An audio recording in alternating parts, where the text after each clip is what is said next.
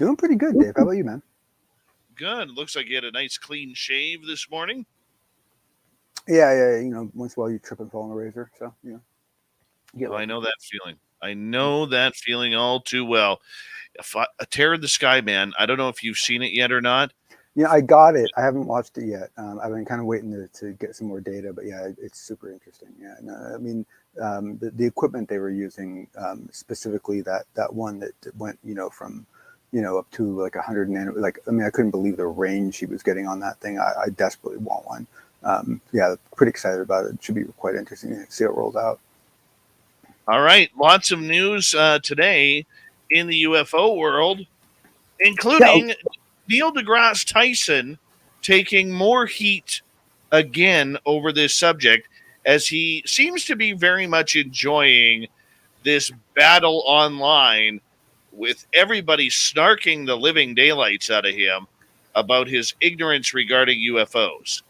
Well, it's very entertaining because Neil deGrasse Tyson is obviously a very very bright man, Yes. and he's well read and he's got a lot of good connections. So I'm sure he actually can gather a lot of good information as it is. But what I find funny is that the position that he's put himself in, he's developed a belief system around his data, and it's the belief system that he's hanging on to.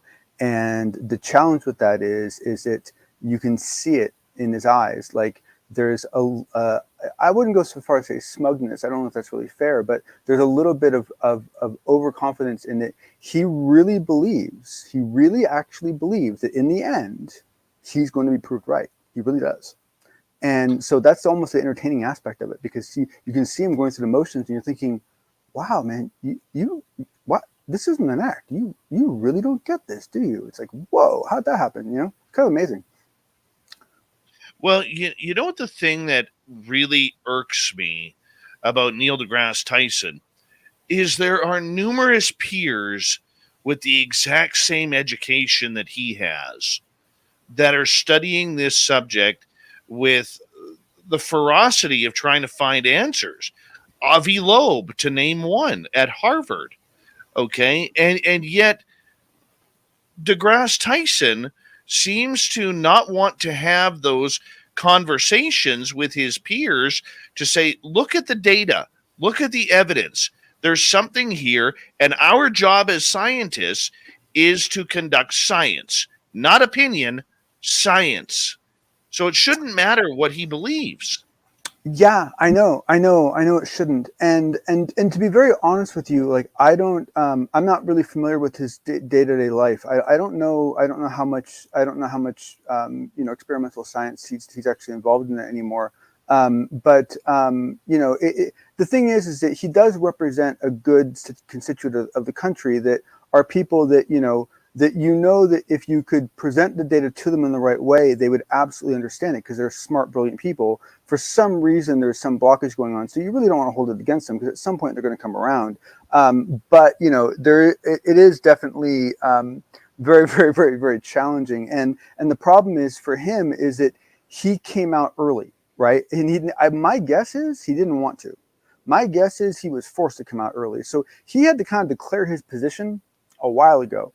These new cats, they're kind of coming in a little later in the game, and so for them it was less of a bet, right, to go with the current idea than it was to stick with the old idea, because we were further along in the storyline. There was slightly less risk. He took a lot of risk and bet wrong, and he bet early, and so I mean, he'll be fine. I mean, any scientist that can't laugh at his own mistakes and enjoy his own inaccuracies is in for a whole world of hurt for many different reasons. So my guess is that he'll be able to laugh at this too, and hopefully we all will as well. But the one thing I will say about this specific interview with him that I thought was very interesting was, one, the interviewer pulled him away from the UFO topic. The UFO topic was brought up first, and he pulled him away and pulled him into discussions about the multiverse and about one other topic as well, which I thought was interesting. The interviewer, one, wanted the UFO topic first, and two, gave it equal billing to these two other topics that are honestly kind of in the whole wheelhouse. But I was kind of surprised. So it almost seemed like he was trying to keep Neil deGrasse Tyson from saying too much in a way. Maybe I'm totally speculating there. But what I will say is, in that discussion, that small thing that Neil deGrasse Tyson had, he was much more. There was a new humility there, and there was a new carefulness there. And it was the first time I've gotten a glint from him that he might need to start hedging his bets. I think he might be finally getting that message, because this seems a little less aggressive. Him and Bill Nye, the useless science guy, I refuse to give them any credit on this, on hedging their bets just yet. I know you're an optimist. I'm not trying to be a pessimist here. But, I mean, these guys literally have torn up this entire subject and laughed at it, and laughed at the position, and laughed at the government, laughed at people who've had experiences, laughed at everything due to their own ego and ignorance. And the sad part about it is, you talk to somebody as brilliant as Dr. Bob McGuire, a.k.a. Science Bob around here, who has a similar type educational background, and you look at what he states, which is our job as scientists, not my job because I'm not a scientist, but quoting him, our job as scientists is to keep the door open. There is no closing. It is to look for anomalies, then try to predict them, and then demonstrate new knowledge. I mean, it's like, it's all about the curiosity. It's all about the weird. It's all about the, wait, why did that happen? Right? I mean, if we don't need science to explain the simple stuff, right? I mean, come on, right? So, I mean, it's, but look, I mean, the thing is that in someone in his position, with his background, I honestly, I really, as much as I would like to, I really cannot honestly say, if I grew up the same way he did, that I would be taking a different position than him right now. He lives in a beautiful, comfy, beautiful world of 20th century science, and it's a nice place to live. Well, I understand that, and I can appreciate that. But you know what? He's also, with his popularity, taking science and scientists, future scientists, down a very dangerous road where opinion means more than the scientific data. Yes. However, we do have an interesting situation here where his second career choice might end up biting him, because he's not just a scientist anymore. He's also a TV personality, right? And the thing is that once you get into the TV side of things, there is a capitalistic nature to how things are handled. And if we start getting younger, more charismatic, maybe even slightly brighter, with a kind of a cute English accent type physicist to come out and start saying stuff, you might see a big pivot away from Neil deGrasse Tyson, and that might hit his pocketbook. And that is where you might start to see some change. All right. Well, I've been losing my voice today. I apologize. John, I want to just wrap it up by saying this. To me, it's disappointing. It's disappointing. I agree. And I've talked to a lot of scientists behind the scenes, okay? Members of the SCU, members of, even day-to-day scientists who are in our chat room, okay? Joe Mugg's a scientist. Uncle Dale and his Power Stash are both scientists, okay? We have a number of scientific people who listen to this show because they have an interest in it. And we have a number of people who have been on this show and that I have talked to behind the scenes regarding this subject, and they're taking it very, very real. Very real. And I just think it's a dangerous precedent with the pull that deGrasse Tyson has to be as naive on this subject as possible. And, yep. And it's the same thing when we talk about the Bigfoot world or the paranormal world. When you're conducting opinion, you're not conducting science, and you're not solving anything. And a scientist's job is to solve these awesome mysteries that are out there. And even if you don't solve them, you look into them, because the possibilities are endless. All right, let's move on to topic number 2. I don't know if you had a chance to look into this today or not, but apparently I got a message from, I think I can say his name, Tom Whitmore from MUFON, Mm-hmm. that apparently the To the Stars Academy are back in the news looking for funding. Did you get a chance to check this out? Oh, that's actually. I don't mean to rain on your parade, but that's actually that happened a couple weeks ago. I think it was. I got the notification because I was one of the fools that bought into the first group. So so they're trying to raise more money now as just arts, not science anymore. How do you feel about this? I well, basically, for me, it's weird. I thought I talked about this. So for me, it all has to do with the strike price. That's all that matters, right? And unless you've ever lived in this world, it's the strike price is basically what you have personally set the stock value to be at, because it's not publicly traded. So you get to kind of make it up, kind of, not really. There are some rules, not many. And so essentially, that strike price is what's important. Now, each time a startup goes for a new round of funding, you should see that their valuation should jump dramatically. I mean, it should kind of double, right? And with that doubling, you should see the stock go up, right? The asking price, right? The fact that we did not see TTSA's strike price go up in the first two stock offerings, if this one is at the same price as those first two, what it shows is they're documenting they've added no value in the entire time they've been in business. Well, I'm going to read what their press release said today, because Carrie DeLong actually got off her ass and did something for a press release. So God bless her for actually doing her job and getting paid six figures for it. Encinitas, California, May 25th, 2022. Investor momentum is building for To the Stars Inc.'s Reg A crowdfunding campaign, fueled by a recent uptick in global attention to videos of official military footage depicting encounters with unidentified aerial phenomena given to the Stars and highlighted in last week's government hearings. Founded in 2017 by platinum-selling musician Tom DeLonge from Blink-182 and Angels and Airwaves, former CIA officer Jim Semivan, and physicist Dr. Hal Puthoff, she forgot a period after the DR and a comma after physicist. Yeah, PR person. To the Stars is raising up to $30 million for the globally diversified media and entertainment company to support its collaboration between academia, industry, and pop culture to advance society's imagination, curiosity, and understanding of scientific phenomena and other mysteries of the universe. Proceeds will support future To the Stars entertainment initiatives, since Tom's out of debt from the first crowdfunding, and including content across music, TV, films, books, and merchandise through its wholly owned subsidiary To the Stars Media, Inc.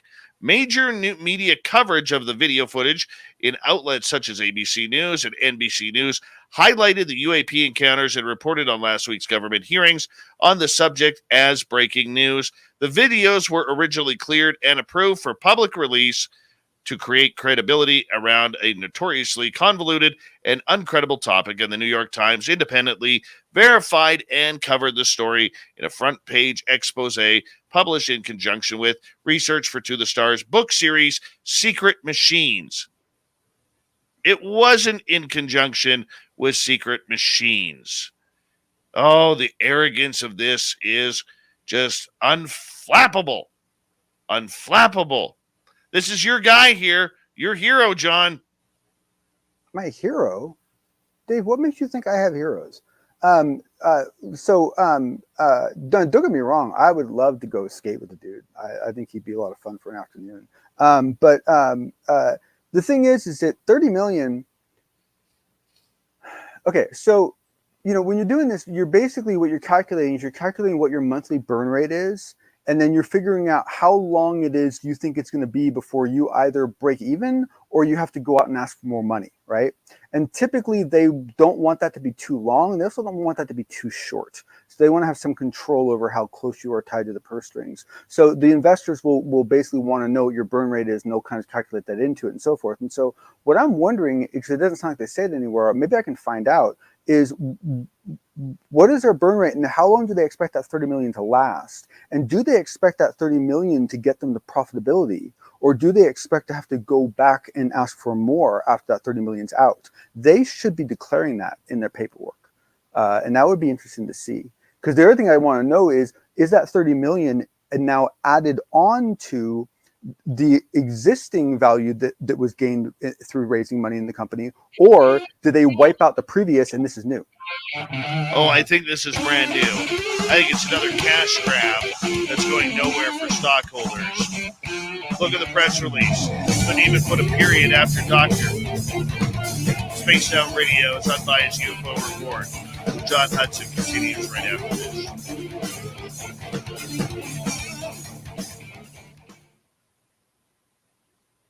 I'm going to read the rest of this. How hard is it to get a friend to just proofread something for you? The talks between the military and Congress are indeed heartening. The more Congress is able to learn. I will say this. At least they weren't saying they owned the videos anymore, that they should have never been allowed to put their logos on when they were... Dave, what's the date on that? May 25th. This came out today. So, oh my God. You know what that means they did, Dave? They actually did this offering a while ago, and they're basically trying to redo it as new to jump on the momentum of the hearing. Oh, yeah. That's brilliant. I miss doing startups. Stars has forged relationships with experts at the highest levels of government, academia, and science who have firsthand publicly available knowledge and unreleased government report.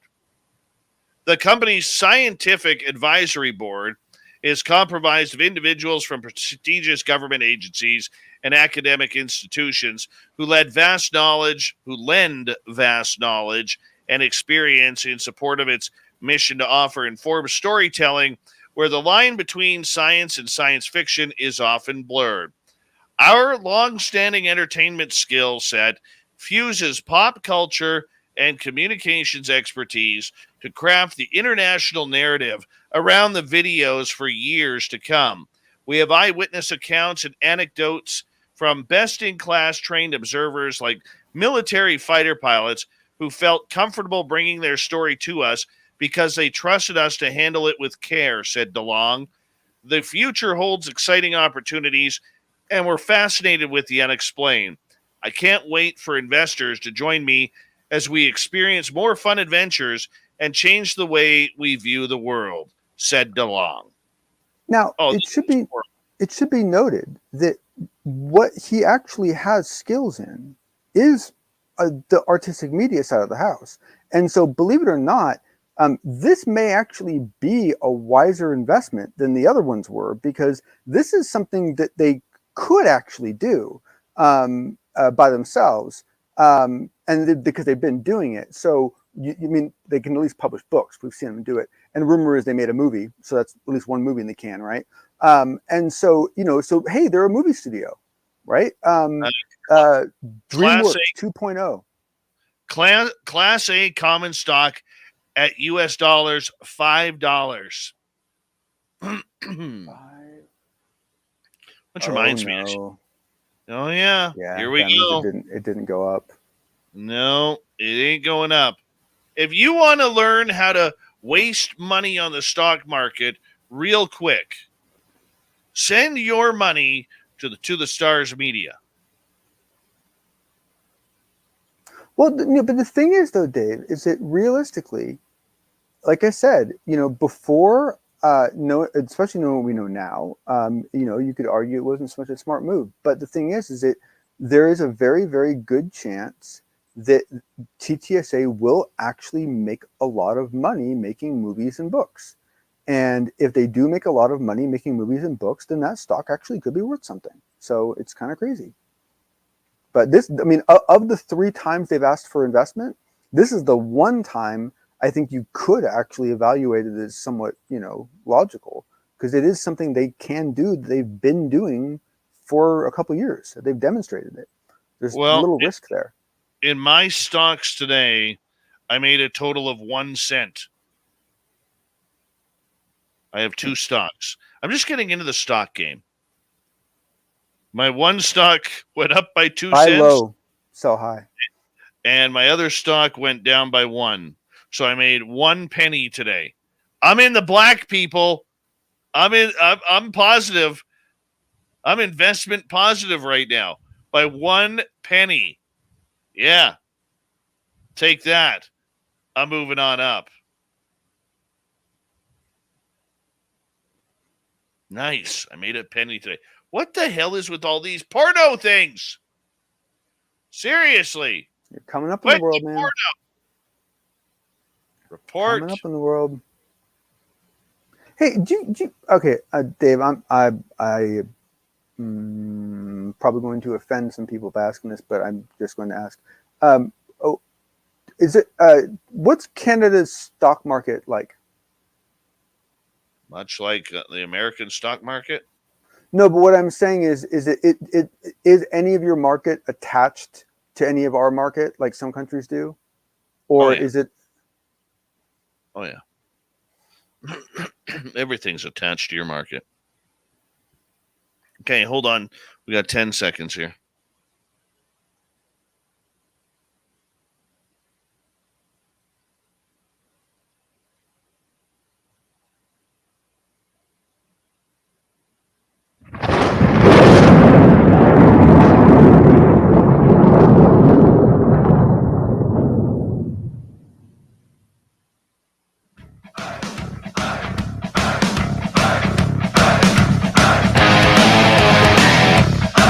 Third, we're heading for home tonight on Spaced Out Radio. My name is Dave Scott. Thank you so much for taking the time to join us. We really do appreciate it. I want to remind you that if you missed portions of this show or others, check out our free archives by going to youtube.com/Spaced Out Radio. Do me the favor, hit that subscribe button. Our website, spacedoutradio.com. We have a plethora of features for you. Rock out to Bumblefoot, read Shirky Poo's Newswire, check out our swag as well. Follow us on Twitter at Spaced Out Radio, Instagram at Spaced Out Radio Show, and on TikTok at Spaced Out Radio. We continue on with the Unbiased UFO Report. Our big man, Jon Hudson, is on the ball. Yes, he does have his fedora on. Jon, how you doing? Doing good, sir. Doing good. All right. Yeah, don't invest in the stars. Just going to pull that careful. out. Right? Be careful. Consult your own stock advisors. Make your own financial investments. Space Radio makes no contributions or advisements of financial institutions. Yeah, be careful. I realize that. But if you have a stock advisor that recommends this stock and this portfolio, I highly recommend you find another one that wears a vest. They always seem to wear vests. Why do stock market people always wear a vest? If they're bulletproof, it's for their safety. Maybe. All right, let's move on here, my friend. Should be. As we continue with the Unbiased UFO Report. And, let's see here. Gallagher smashes the watermelon, and Steve Bassett makes sense. Yeah. Now, this is a rarity in the UFO world where Steve Bassett is making sense. I know. Yeah. So, yeah. Well, so we'll get. Yeah. First off, explain who Steve Bassett is. Oh, so Steve Bassett. So Steve Bassett is someone everyone should research, because Steve Bassett is he is the original self-proclaimed lobbyist for our world, essentially, and he saw success and failure in all over the place. But he's done a lot of really good stuff. Was very, very involved in that first mock congressional hearing with the nukes and so forth, and he has a magnificent collection of data that he shares out. He's a good guy. The challenge is that he has been a real cheerleader for a long time, and so if you've been hearing him get really excited for a long time, it starts to kind of get frustrating, because he seems to always get excited, and then he's always excited. And this time he was actually more grounded and more pragmatic. and actually said something that I don't know if he realized how intelligent it was, but I got to read the quote. He said, what he's referring to is what he believes the government is going to have to do to get themselves out of the situation they put themselves into. And he said, they will have to lie their way out of a much bigger lie. And I'm okay with this. Why are you okay with this? No. That was Stephen's quote. That was Okay. that was part of his quote. That was part of his quote. That was part of his quote. So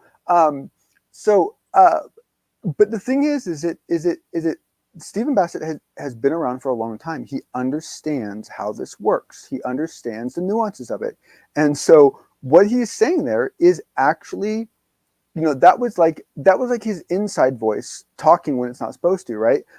Being really, really honest. And he's right. I mean, that's the thing that's really funny is he's right. Is essentially they're going to have to come up with something that is a little bit less of a lie, hopefully a lot less of a lie, but it's still going to be some sort of a lie because they have to cover up all the previous lies. So, and if you're not okay with that, then you haven't really ever worked in government before. So there's some real pragmatism to it. It's funny. I don't know. Well, I mean, this is what Steve Bassett has dreamed of. I know. And the thing is you can hear it. I mean, and you can go back and listen to him before, and you can hear it then too. And I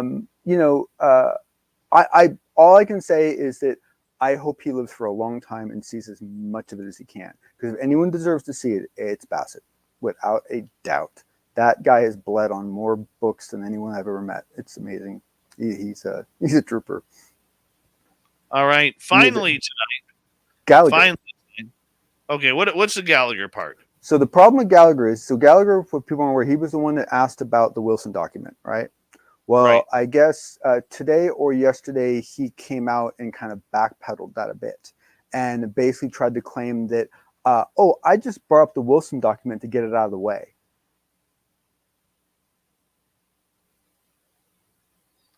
Sounds like there was a backdoor meeting. Yes, it does.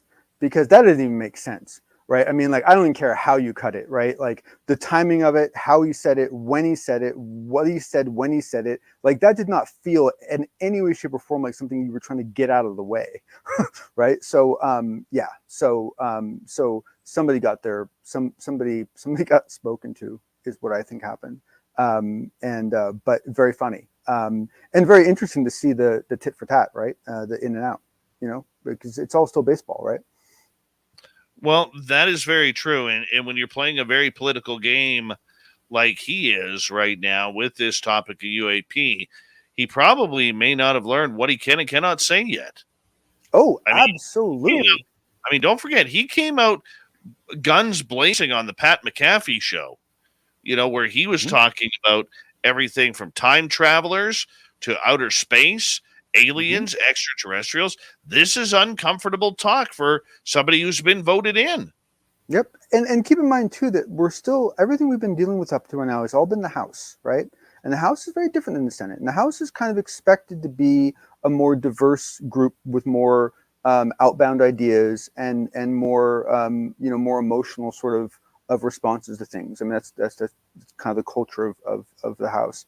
And so it'd be interesting to see what sort of demeanor we see when the Senate takes us on, Very true. Very true. Yeah, okay. Yeah. Finally tonight, Dr. Edgar Mitchell, the late astronaut. What do you got on him? Yeah. So basically, I was listening to a very old interview of him. And what I found very, very interesting about it was that this interview took place in 1996, okay? And immediately, Dr. Mitchell starts talking. Art asks Art Bell, who's interviewing him, and if you don't know who Art Bell is, I can't help you.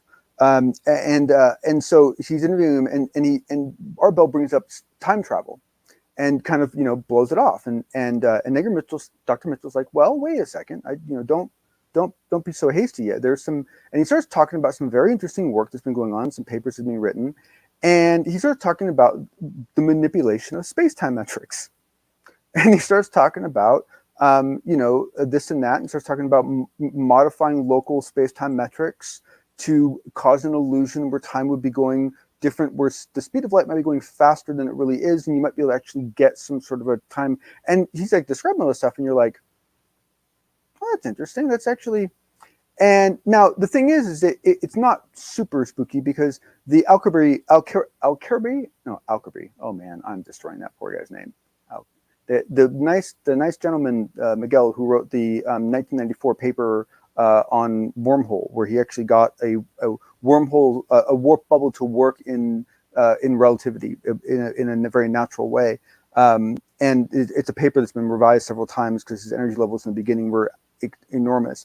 And so the fact that this paper was published in 1994, in 1996, Dr. Mitchell was already talking about not just that paper, but subsequent papers that were being worked on in the world he worked in, specifically about this idea of modifying local space-time metrics to achieve faster than light travel.